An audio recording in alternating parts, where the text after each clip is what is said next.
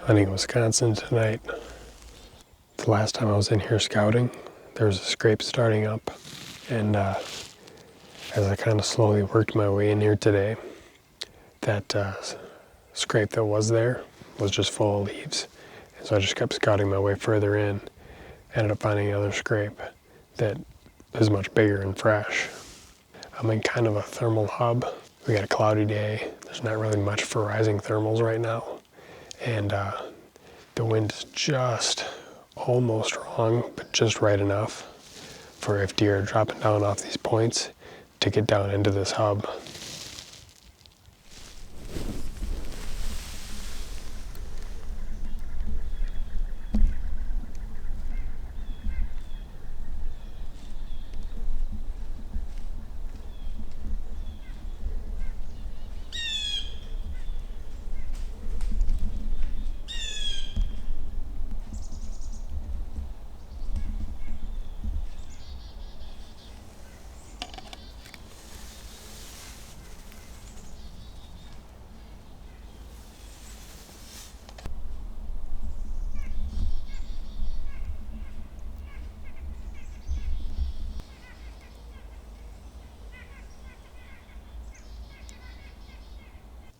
So that's the danger about hunting these types of spots.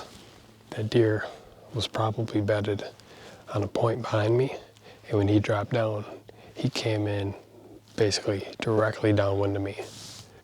I could tell by his body language, he smelled me for sure, and he came closer because he probably had someplace in mind he wanted to get to.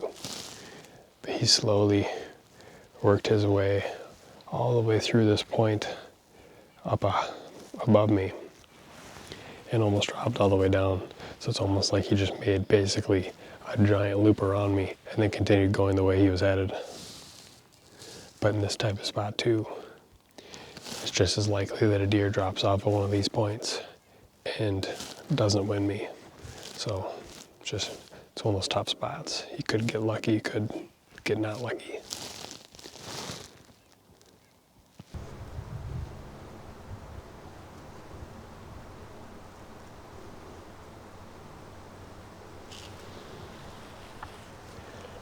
I literally have only been set up for a couple minutes.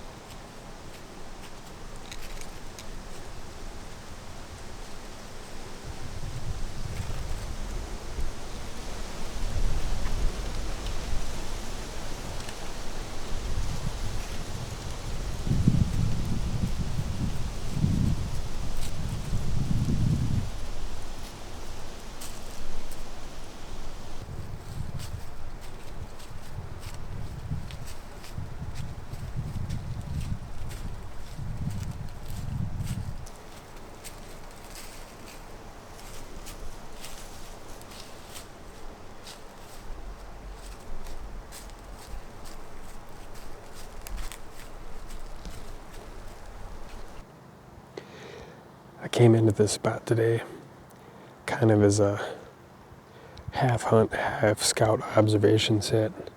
Basically, I know there's a few really good bucks in this area, but I haven't figured out yet exactly where they're living and how they're getting through here. I just have a couple pictures to go off of that I feel like are kind of on the edge of their range. And this seemed like an area that could have a decent amount of deer movement, just based on the topography. It's kind of a little choke point right here, and the woods are open enough that I can see a long ways. So this setup kind of serves pretty well as an observation set. That said, no later had I gotten set up today, and I could see a deer coming in. It ended up being a little 5-point, and he had a button buck with him as well. With a lot of deer, when they come in, even if I don't intend on shooting them, I like to try and get the camera on them, get them draw back. I feel like it's good practice, and he definitely gave me an opportunity. I could have drawn back and taken a shot, but it would have been pretty tough to get it on film regardless.